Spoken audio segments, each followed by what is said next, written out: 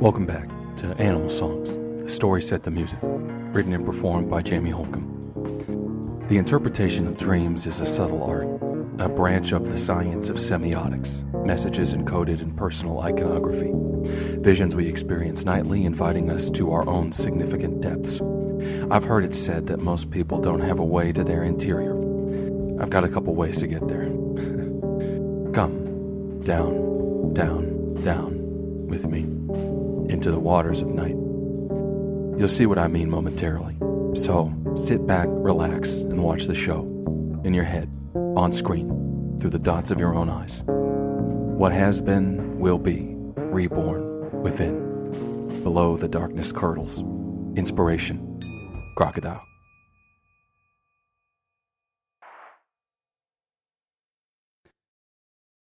Meanwhile, in his beehive apartment, the wizard was busy. It was a Saturday, and so, armed with a straw broom, a gray feather duster tucked into one sleeve, and a dustpan and brush dangling out of the other, the wizard attacked the room. Clumps of hair and particles of food, breadcrumbs and rice kernels, whirled into a cloud around him, and the dustpan and brush snapped at these enemies, while the duster fanned debris into their bristled teeth and plastic jaw. Against one wall stood a heavy bookshelf, white like everything else inside, and shaped like a honeycomb filled with books. On top of this structure, blending in with the wall, there perched a silvery cat. The cat watched the wizard's escapade through slitted eyes. It yawned. Why? The wizard rounded on his friend and said, "Because, Tangy," for that was the cat's nickname, a shortened form of his real name. "It's Saturday." The cat covered his ears and yowled. "I'm almost done," said the wizard. "We have to get this place in ship shape. We have a visitor. That is to say, we will." The wizard took a turn around the room, beating the bookshelf with the duster, gliding the snapping dustpan and brush over the round table in the corner. In a moment he was finished. The apartment sparkled so brightly you could almost hear it sigh with relief, and in fact the wizard said to the place, "You're welcome." His sleeves were puffed out like balloons, they were so full of flotsam. Naturally he snapped his fingers and the garbage vanished, sending the robes billowing. The cat glared down at him and shook his head. Why? The wizard ignored him and turned to the wall. "On," he said. A spot of light shone in the center of the wall. It grew into a square which expanded until the wizard was standing before a great glass window. On the other side was a barren landscape. The cracked earth stretched far into the horizon where it sloped just slightly, and a path of dusty dirt outlined the edge of this desert. The wizard squinted at the road. Hands clasped behind his back, he stood silently for several minutes while Tangy, tail flicking, glared down at him. Nothing happened. The wizard glanced at the adjacent wall where 2 clock hands were fixed. Though there were no numbers around the white arrows, they pointed to approximately 4:25. "It is Saturday," the wizard mumbled.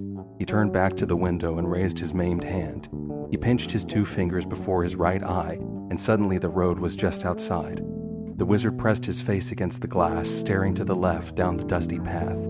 Only the wind came. He stayed pressed that way for a very long time. Finally, his trance was broken by a laugh behind his back. He turned to see Tangy dive from the bookcase and slink away, shaking his head. "Just you wait," said the wizard through clenched teeth. "I am never wrong." The old man paced before the window, head bent, brow furrowed, hands clasped behind his back.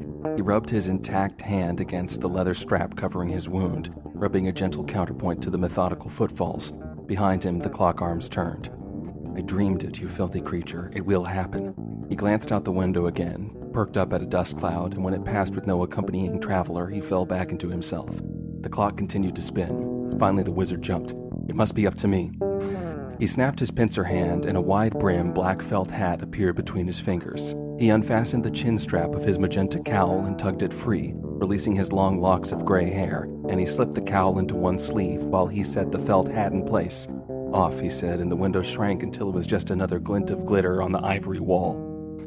The wizard paced to the round door. In the corner stood a long white staff, a branch of ash twisted at the top into a gnarled shape vaguely resembling a duck beak. He reached out his pincer, and the instant his fingers closed around the staff, he transformed. In the wizard's place there now stood a small, pale girl. She had dark hair poking out from underneath a very large, wide-brim hat. She wore a navy blue overall dress with a bright white blouse below. Her shoes were shiny black patent leather, and she held, in one perfectly normal 5-fingered hand, a long white staff, twice her height. "You'll see," said the girl in a creaking voice. "We'll have our visitor in no time." And with her ash in one hand, secure in her wide-brimmed dark felt hat, she grabbed the brass knob and pulled open the round oak door. The sun-baked earth radiated shimmering heat, and despite what the clock had said, it was obviously noon when the girl stepped out of the beehive onto her own shadow. "We'll ride together," she whispered to the black spot beneath her. As soon as her second foot touched the ground, the building behind her vanished. She stood alone, with her shadow in this broad brown plain. "Come along," she said to the shadow, and together, stomping her staff on its personal black spot, she tramped towards the road, diagonally, so that when she finally reached the gentle slope, she had already progressed a good way down the path. Beyond the road, on either side, stretched infinite expanses of nothing. Even the sky above was cloudless. Only the sun, the girl, and her shadow existed out here, and by some miracle of perspective they moved together. "Like garnishes on an invisible skewer," said the girl to her shadow. She started to skip, and her companions bounced with her, the hobbling staff struggling to keep pace. Like that, they walked forever. Nothing changed around them. Gradually, the sun got tired and began to part ways. The shadow, however, grew. It was as if the black spot had been afraid of the light, or the sun had kept it contained, because as the sun sank, the shadows of the girl and the staff began to conspire. "What are you whispering about?" the girl said to them. She kept her eyes ahead, scanning the wasteland for any sign of her foretold visitor. "Nothing," the shadows whispered. Steadily they expanded until they were one. "This is most uncalled for," said the girl, and she struggled to keep her voice from quavering. The shadow, for it was one entity now, stretched over the landscape. It rose like a tidal wave. It consumed the sky. Finally, it was the girl who was underneath the blackness that had once been only a spot. "I thought we were friends," she called into the starless sky. Head back, mouth open to the heavens, she finally noticed the other entity that had gradually crept into view. "It can't be. You?" The wizard, who you'll remember and should not forget, lurked beneath his costume, loved silver. He made his home out of that special substance. Even Tangi was a different shade before he was discovered by his master, who washed him for weeks in a sack of dimes to bring out his special shine. This man, as Tangi often noted, was difficult to understand. Perhaps his mind had been shaken by his access to such inhuman power. Maybe he'd just spent too much time alone. Quite possibly, his magic was the product of a sustained connection to a childishness that in most people is quickly crusted over, a pathway to a realm of thought where imagination and reality converge, the place, you could say, where dreams are born. Obviously, a man of his age would be well acquainted with the moon, but he was such a playful child, and he was pretending to be one besides, that he gave himself over completely to his feelings. In that moment, when he remembered the moon, he, the wizard, the girl, was so struck by her silver beauty that the little girl fell to the ground, mouth hanging open, eyes full of silver light, and howled. She stayed that way, enraptured by the night, for a long time before her visitor finally arrived. The moonstruck girl didn't hear the distant jingling of chimes or the gradual crescendo of rickety wagon wheels. A speckled horse emerged from the darkness, drawing a pale yellow carriage. Steadily the wagon drove towards the girl. A lantern hung above the black-cloaked driver, and the fire cast an arc of light ahead, revealing the wagon's path. Presently, the light fell on the girl squatting in the road. The driver pulled the reins and yelled, "Whoa!" The horse bucked and bristled and grunted and finally tapped a hoof on the girl's shoulder, breaking her trance. "Oh, it's you," she said. "Me?" The driver spoke with a croaking toad's voice. "Get out of the road." The girl stood, dusted off the back of her dress, and stepped to the driver's seat. Using her long ash as a pole, she vaulted up next to the driver. "Who are you?" she said. A gray, liver-spotted hand emerged from the dark cloak and pulled back the hood, revealing the wizened face of a woman. Her skin was brown and wrinkled like a dried apple, and her eyes were glassy and fogged. She smiled, revealing 3 square teeth surrounded by empty space. "They call me Granny." "Who does?" "Why, my helpers." She nodded to the wagon. A barred window was set behind the driver's seat, and when the girl peered through it, she could see several hunched forms portrayed by dancing candlelight. A dark head turned, and she saw a pair of green eyes and a round boy's face. "Would you like to be a helper?" said the old woman. "That depends." The girl held both hands up to the brim of her hat and rubbed the felt. As the old woman watched this gesture, her eyebrow flicked and her smile faltered. Finally, the girl turned to look down the path. "Depends," said the old woman. "Can you tell me the name of your horse?" Granny laughed. "Why, this is Sebastian, my oldest, closest friend." The girl nodded. "Interesting, your friend. Well, I suppose I could, just for a short visit." Again, Granny laughed. "Get in the wagon." The girl stabbed her staff into the dirt and vaulted to the ground. On the other side of the wagon, Granny hobbled down the dangling steps. They met at the back door. There was another barred window in its center, and the door was secured by a heavy iron lock. For security, Granny explained. She pulled a key ring from her robe and opened the lock. Then, holding up a hand to the girl, she cracked the door, poked her head in, and whispered. Turning back to the girl, she bowed and swung the door wide. "Won't you come in?" As soon as she had one foot in the wagon, the girl felt the staff slip from her hand. She turned to see the old woman raise the stick, and with the butt, she pushed the girl tumbling into the compartment. The door slammed and the lock clicked. "Now," said the old woman through the barred window, "you have to deal with me." "Oh my," said the girl, and they both laughed in very different ways. "Yes, it's funny, isn't it, you little fool? It's all a funny game." The girl was rolling on the floor, guffawing until tears fell from her eyes. "Granny, you got me."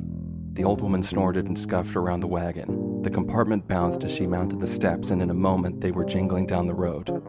"We'll be there in no time," the girl said to the circle of forms in the candlelight. The round boy's face leaned down to her. "She's planning to eat us." "Oh my. You should really be more serious. We're not long for this world." The candle that cast the light was set in a sconce high on the right-hand wall, and the boy now stood and loosed the candle from its holder and brought it down, the better to see them all with. He was dressed in rags of various shades, mostly reds and purples. He was somewhat plump, and his hands, clearly visible around the wax base of the candle, were filthy. But his eyes, behind the dancing flame, were brilliant emeralds. "I'm Peter. She got me when I wandered off the path." "Well, she got me on the path, so..." The girl kept on laughing. "I'm Tangy." "Is that a nickname?" Behind the boy, a dark form stamped its foot. "Stop getting to know each other." Peter held the candle towards the form, revealing a bizarre creature. Its legs were covered in brown fur, ending in a pair of short hooves. It wore a red vest covering a tanned human chest. The head was human too, that of a boy with an angry expression, but his face was a completely different color than his chest. He was as pink as a pig, and his hair stood in rows of fine black bristles. On his back protruded two tiny useless bat wings. "What are you?" said Tangy, overjoyed. She even clapped. "That's Violet," Peter said. The chimera stamped its hoof. "Stop making introductions," Violet repeated. "We're going to die." Across the wagon, the third figure spoke. "What does it matter then, either way?" The voice was gentle, subtly accented with lilting pitches and a soft shh on the hard, normally percussive sounds. He extended a pale hand to the girl, which she apprehensively shook. The man wore a dark suit and no shirt. His skin was almost translucent in its whiteness. "Pinocchio sin Warsha," he said, bowing a head of dark, untonsured curls. "Aren't you a little old to be captured by a witch?" said Tangy. She released her grip and wiped off her hand on her dress. The foreigner made an ambivalent gesture, a circular wave of his hand accompanied by a shrug. He fell back against the wagon wall and crossed his legs. "What is life besides? Should it take this course? Here we are." "Oh, brother," said Tangy. She rolled her eyes and nudged Peter's rag-wrapped shoulder. "So how are we getting out of here?" There was a loud rap on the barred window at the front of the compartment, and the long-nosed silhouette of the witch was revealed as she looked over her shoulder. "I put a spell on you. There's no getting out of there, so don't waste your time plotting." "No offense, Granny, but if you're going to eat me later, then the last thing I'm going to do is give you my remaining time. I'm not eaten yet, and I'd rather go down swinging, if you understand the metaphor."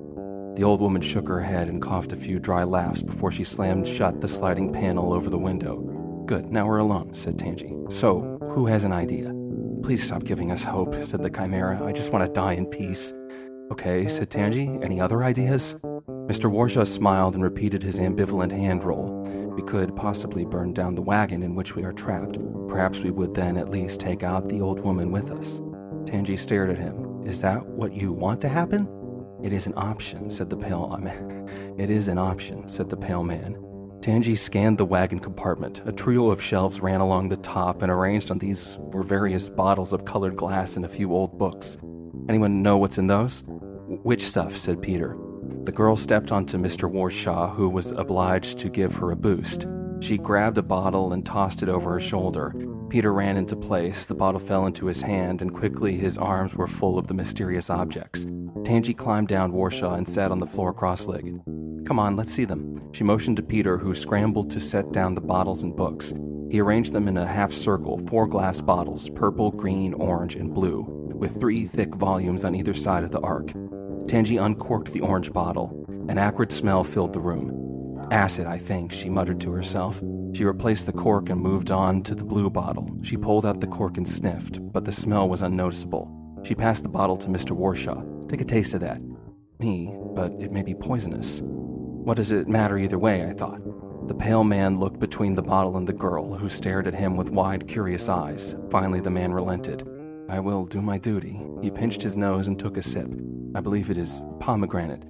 Turning, he proceeded to vomit into the corner. Pomegranate. Tangi scratched her chin. Well, whatever it is, it didn't kill you. However, now we know at least one of its effects. Warshaw wiped his mouth with one hand and saluted with the other. I am proud to have been of assistance. Tangi picked up the green bottle and held it towards Peter's candle. If the orange was an acid and the blue was a fruity base, then what might this green one contain? Assuming she had some kind of reasoning behind her choices, she tilted the bottle and watched the dark, thick contents glom to the side. Witch syrup. Peter said, Is that real? You're looking at it. But what is it? No idea. Want to taste? Peter sighed. If it will help, don't taste it, Peter, Tangi said. Uncorking the bottle, she held it near her nose and wafted the vapor with a wave of her hand. Newt. Definitely a fair amount of newt. Could be a magic potion. Could be a sealant of some kind. Yes, it could be that. Who's got a tongue depressor? Violet stamped his hoof and stood. Please stop this nonsense. You're just playing around. When you should be... He huffed and crossed his arms. I should be what? Stamping and huffing? You're already doing that. Now taste the last bottle. You taste it, said the Chimera. Tangi had to applaud him. She turned to the foreign man, who was lying back with his eyes shut and both hands clutched to his stomach. What about you, Pinocchio? Regrettably, I fear for my life. But what does it matter? Tangi laughed. I'm only teasing. I know what's in the last bottle. Now about that tongue depressor. No one? Very well. She grabbed one of the volumes and tore out the first page. She folded it several times until it was a thick rectangle. Then she handed this tool and the green bottle of newt-flavored syrup to Peter. Spread that around the doorframe. Violet snorted. Oh, Lord. Yes, everyone pray, said Tangi. We'll need all the help we can get. Peter took the paper and bottle and set about brushing the thick substance around the wagon door. Now watch this, said Tangi. She uncorked the final purple bottle, releasing a floral scent. Then she opened the blue bottle and poured its pomegranate ipecac into the floral substance. It began to foam. Quickly, Tangi replaced the cork. Now everybody, duck! She jumped onto Warshaw and slid the foamy mixture onto the shelf corner, just behind the portion of wall blocking Granny's head. Violet and Peter scrambled under a bench, and as soon as she was off his lap, Tangi and Warshaw did likewise. There was a tremendous pop as the cork rocketed into the ceiling, and the bubbling mixture splattered over the wall. Well, said Violet, are you satisfied? That was just a test, said Tangi. The purple bottle did indeed contain the opposite of the blue one. So heaven sent what, said Violet. He crawled out from under the bench and squatted against the wall. When she caught me, I was an ordinary boy. I banged on the door and the window. I kicked and screamed. Now look at me. If you don't accept your fate, she'll torture you. Torture? Tangi crawled out from underneath the bench and crossed the wagon to sit across from Violet. What do you mean? I mean, look at me. I'm a heaven-sent monster. Aren't you better at kicking now? Aren't you better at kicking now? I'm afraid of what she'll do next. Eat you. Tangi turned to Peter, who was sitting on the bench next to Warshaw, both of them watching her attentively. Candle, said Tangi, and she took it from Peter's hand. Where's my paper tongue depressor? Peter said, I left it stuck to the door. Brilliant, you wretched little ragamuffin. She kissed him on the cheek. Peter, blushing through his rags, looked down and wrung his hands nervously. Tangi rounded on Violet. Let this be a lesson to you. She crossed the wagon to the door, where the paper rectangle was stuck to the wall. The seam glistened with waxy syrup. Tangi set the candle to the paper, which quickly caught fire. I thought you disagreed, said Warshaw, backing away from the flames. Your idea was fine, I just perfected it. The fire spread up the paper and onto the line of syrup. It followed the path of substance framing the door in flames. The cart jingled on, the horse's steps unbroken, the witch totally ignorant of her helper's machinations. Finally, the burned door fell right off the back of the wagon with a loud slam. The wagon lurched and the passengers stumbled as the vehicle came to a halt. Run, called Tangi, and everyone, the girl, the boy, the man, and the Chimera, went bounding out the hole into the night. The four companions ran across the empty plain until the road was a distant memory. They stopped when Tangi finally fell on her back. She smiled and shut her eyes, spread her arms out and sighed. Feel that moonlight. The three boys circled around her, panting, until Warshaw staggered a few paces off to vomit again. Peter sat cross-legged behind Tangi's head on her right. The Chimera stood on the other side, pacing in circles. She'll find us. I know she will, said Violet. Fine, murmured Tangi. Her eyes were still closed as she basked in the moon's glow. I need to get my stick back anyway. Violet rolled his eyes and went on pacing. We need to start running again, soon. Meanwhile, Peter had tilted his head back to look at the moon. He shut his eyes and smiled. I can't feel it, but I can see it. I think, through my lids. The glow is there. You're a good boy, Peter, said Tangy. Stomach finally empty, Warshaw, looking so much the worse for wear, trudged back to the group and collapsed, legs splayed above Tangy's head. What now? He said. Now whatever, Tangy said. Tangy sat up, winked at the moon, and then she turned to face the boys so that the group sat in a triangle with Violet pacing along one side. Well, this was a fun distraction. You all did beautifully, but I was expecting a visitor. Peter and Violet exchanged a questioning glance. A visitor to where? Said Violet. To my life, of course. I dreamed it. He was going to come along the path, a well-dressed man. He was wearing a blue plaid suit and cowboy boots, and he had a monocle, a waxed mustache, the most glorious greasy hair, and he carried a thin black cane like a crocodile. What? Said the boys together. You've never... Oh, it's all dream speak, you have to understand. Anyway, I thought I had to find him, but obviously... While she'd been speaking, Tangy's eyes had been dancing between her companions, confirming that Warshaw's suit was drab, and Peter was hardly a mustached gentleman. Now she looked over Violet, and she stared at his furry hoofs. Cowboy. Mumbling, she turned to Peter, mummy wrapped in strips of red and purple cloth forming a wretched pattern. An inversion of the blue finery, but regardless, she shook her head at Warshaw and grinned. Greasy. She jumped to her feet and howled at the moon. My God, she said, my beautiful argent goddess. Who are you? Said Peter. What are you? Said Violet. Warshaw finally vomited one last time. I'm an ordinary girl trying to find my way, and you three are supposed to help me. Peter's eyes went wide, and for the first time in a very long time, he laughed. Us? Help you? Yes, I can see it so clearly. We're meant to go on a quest. Warshaw wiped his mouth and laughed too. I am regrettably not so much the adventurer. I am more for the world of books. Then that's your quest, said Tangy, to become what you are not. Oh, I can see it so clearly. And she explained to the trio there on the barren wasteland plain, the glorious full moon spotlighted above her, the mystery that she, or he, had explained to so many companions on so many quests before. They were heroes. Every hero wants something, or really they need something which they are bound to discover. I know what I want, said Violet. He looked down at his hodgepodge body and he gently stroked his furry thighs. If you can help me. He turned from the group so that they could not see his face. Tangy smiled and pointed at Warshaw. We all know what you need. The pale man sighed and repeated his ambivalent hand roll and shrug. Very well, he relented. Peter? The rag boy looked nervously between his companions. Me? I have to want something? Anything in the whole world. I'm just a boy from the streets of the town. All I ever wanted was a place to sleep. Some bread, friends. He looked away sheepishly. I don't really know. What do I want? Tangy bent down and clapped both her hands on the boy's rag-bound shoulders. We'll find it together. Sitting there with this incredible girl's body so close to his, feeling her warmth, looking into her sharp golden-ringed eyes, poor Peter thought that he had already found his desire, and there was going to be a very unfortunate day somewhere in Peter's future when he would figure out some of life's secrets. In the meantime, the four friends, now companions, stood together on the wasteland plain, looking up as directed by their mysterious muse at the radiant body shining down from the heavens. What is it you want, Tangy? Said Peter. Slowly, the girl extended one soft, full hand and pointed to the shining goddess. There, I want to go all the way, out there. Even Violet had to smile at such a lofty, ridiculous ambition. And, she added with a sly wink, to get my stick back. For the wizard's duck-shaped ash plant was still in the possession of our hero's one-time captor, and somewhere out there, lurking in the darkness of space and the depths of time, Granny the Witch was plotting her own adventure. No one had ever escaped her clutches before. She would watch and wait, and when the moment was right, those bold fools would be devoured.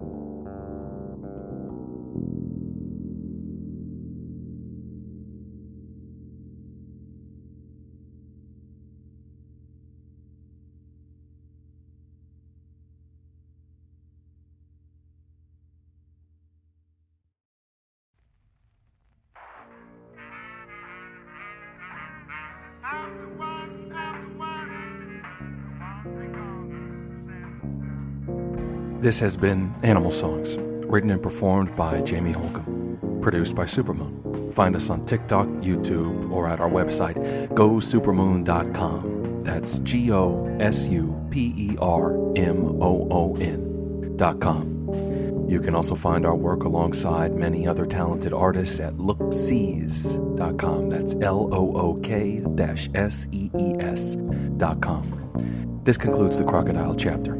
I wonder what spirit we will meet next. Until then, thank you for listening.